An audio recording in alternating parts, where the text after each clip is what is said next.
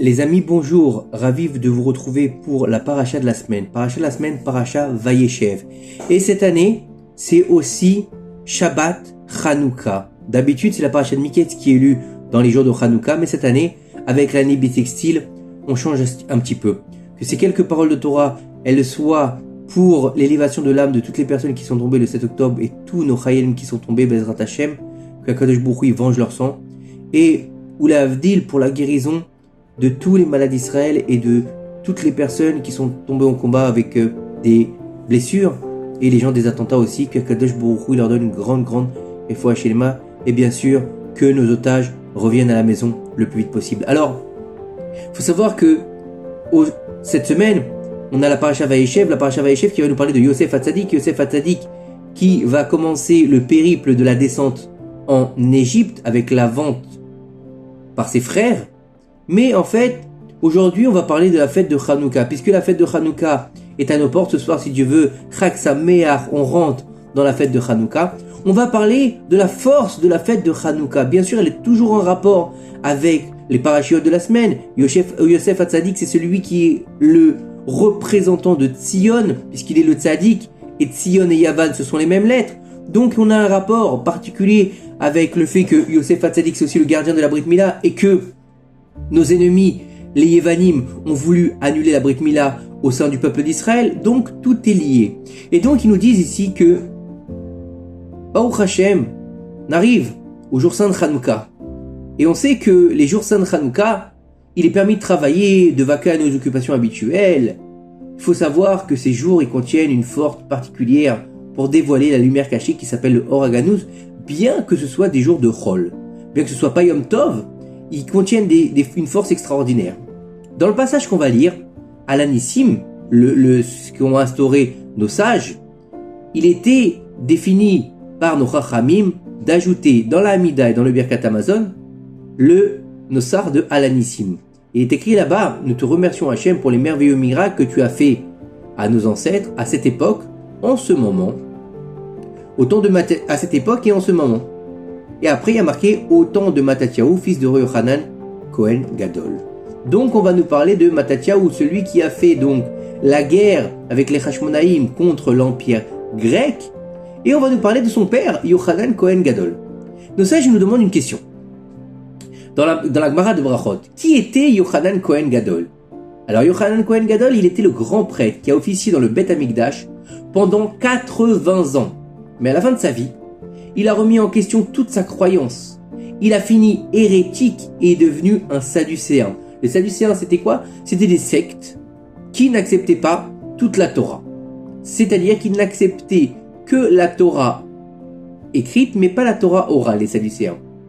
Alors de ce cas-là, ils demandent aux Chachamim, pourquoi nos sages ont introduit dans cette prière de Chanukah Yochanan, qui a fini par devenir non seulement un sadducéen, mais en plus de ça un hérétique. Et il est là dans la prière de Chanukah, on rappelle son nom dans la prière de Chanukah. Cette sainte prière où on dit qu'il a fait des miracles pour nous, on rappelle le nom d'un mécréant. C'est très bizarre quand même.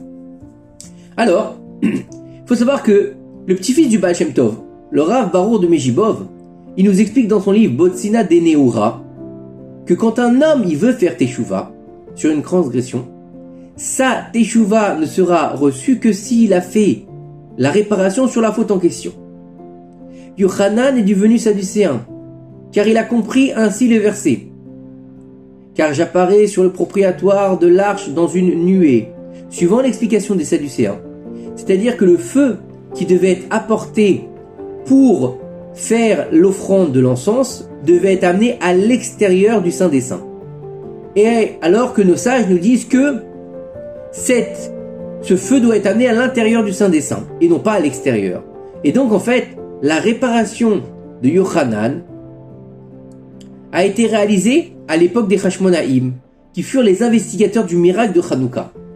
Une partie du service de Kohen Gadol, le jour de Yom Kippour, consistait à offrir l'encens dans le Saint des Saints. Nos sages expliquent que le Kohen Gadol devrait entrer dans le Saint des Saints en portant une poêle remplie de charbon. Pendant qu'il était à l'intérieur, il devait disperser l'encens sur les charbons, provoquant ainsi le remplissage de la chambre de la fumée. Les Sadducéens, qui refusent de croire à l'autorité de nos sages, eux ils disent: moi la Torah de Moshe, il n'y a pas de problème. La Torah des Chachamim, j'en veux pas. La Mishnah, la Gemara et tout le reste, laissez-moi tranquille avec ça, on n'y croit pas. Et en fait, il disait quoi? Le Kohen Gadol doit d'abord dispenser l'encens sur le charbon, donc à l'extérieur.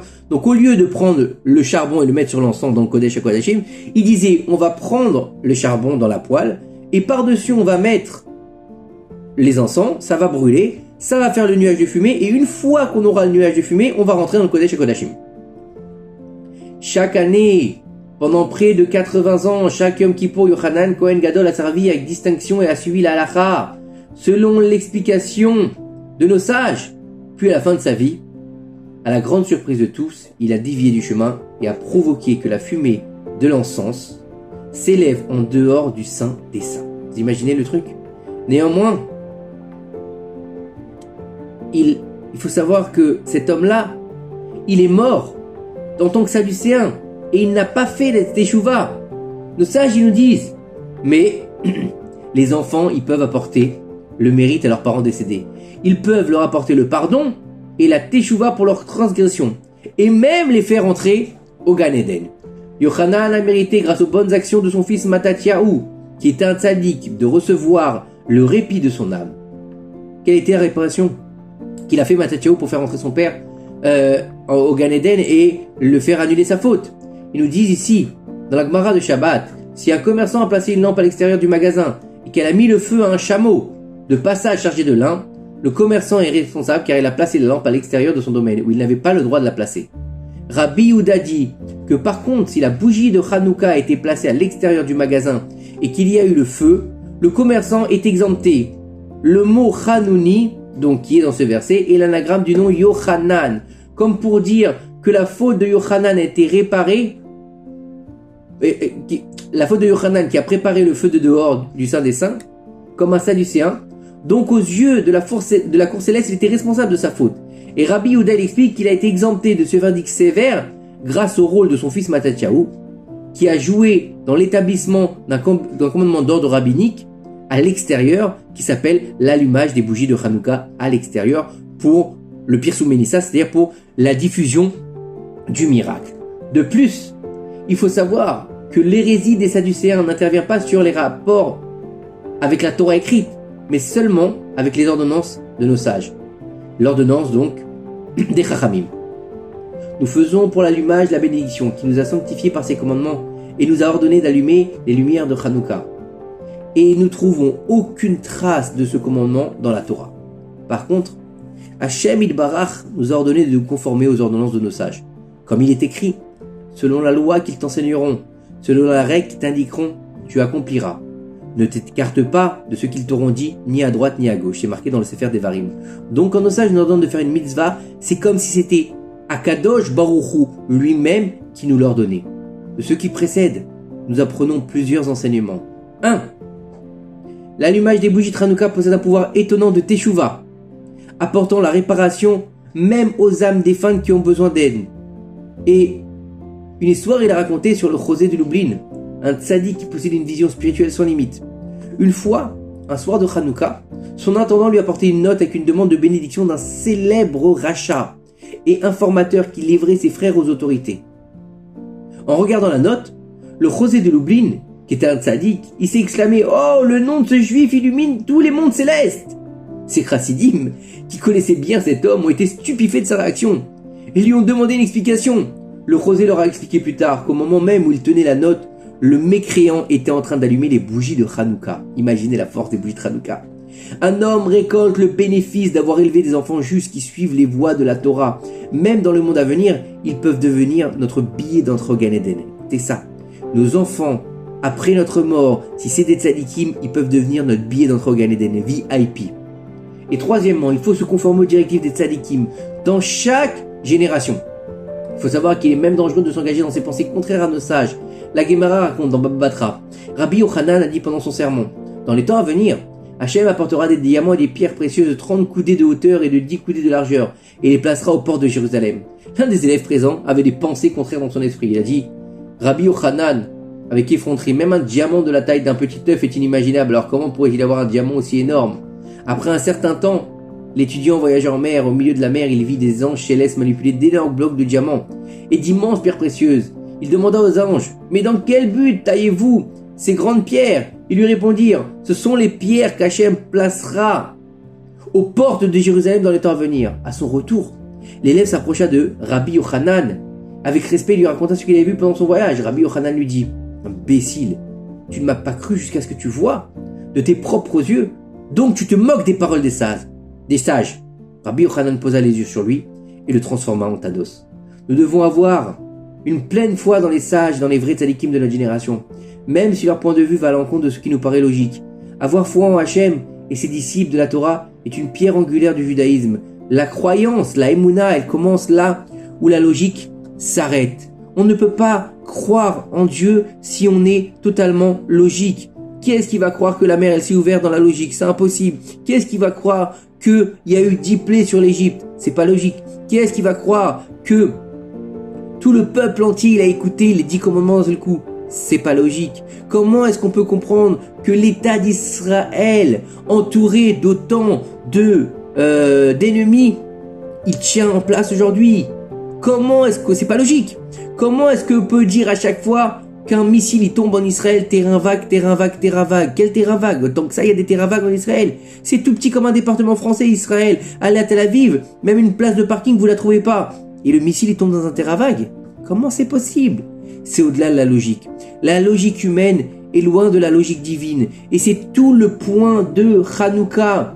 Les philosophes de la Grèce, Aristote, Platon, la philosophie grecque, le fait d'être complètement ancré dans la philosophie grecque et dans la culture grecque, c'est de transformer la Torah qui est divine en Torah qui est humaine. Ça veut dire, on devient des philosophes de la Torah, comme eux ils ont fait. Les dieux et les déesses étaient des êtres humains, ou bien on peut devenir un demi-dieu aussi, d'accord? Mais on doit mettre toute la divinité au service de l'homme. Alors que la Torah, c'est pas du tout ça. La Torah, elle est divine et l'homme, il est humain. Et il est dans son service pour se rapprocher du divin. Mais il ne devient jamais le divin. Ça, malheureusement, il y en a un qui l'a fait un jour et il s'est pris pour Dieu. Et il a fini crucifié. C'est pas du tout notre logique. La logique des enfants d'Israël, c'est que la Torah, elle est divine, elle n'est pas humaine. Et c'est d'utiliser notre matérialité pour monter vers cette divinité. Et lorsqu'on monte vers cette divinité, eh ben, la bénédiction, elle descend du ciel, elle vient vers nous. C'est le symbole de la Magen David. Du bas, donc la base de la Magen David vers le haut, vers Akadosh Baruch Hu, et ensuite l'autre base vers le haut et vers le bas. C'est-à-dire qu'il y a des vases communicants entre le haut et le bas, contrairement à la philosophie grecque qui descend le divin dans l'humain et qui donne la responsabilité du monde à qui? À l'être humain et dans ses passions, ses pulsions, sa beauté, tout ce qui est contraire à la Torah. C'est pour ça que Yavan, il vient de Yafet. Yafet, c'est quoi? C'est Yafé, c'est la beauté. Et on n'est pas du tout dans le Inyan de la beauté, on n'est pas là-dedans. On n'est pas du tout dans rechercher le paraître. On doit chercher l'originel, la vérité, la véracité. La Torah, elle est Emet, Torah Temet. Hachem, Titen, Emet le Yaakov. Il a donné le Emet à Yaakov. Yaakov, c'est celui qui donne naissance à la fête de Hanouka avec l'histoire des petites fioles d'huile avant qu'il batte l'ange. On voit aussi qu'il met de l'huile quand il va, après qu'avoir fait le songe de l'échelle. Donc en fait, on voit que le Emet, c'est ce qui nous relie à la note Torah. Le Emet, c'est ce qui va nous permettre de faire plier tous nos ennemis et de faire venir le Mashiach Bimera Bemnu. Amen. Que ces quelques paroles de Torah nous aident à rapprocher la Géoula Shema Bimera Bemnu. Amen.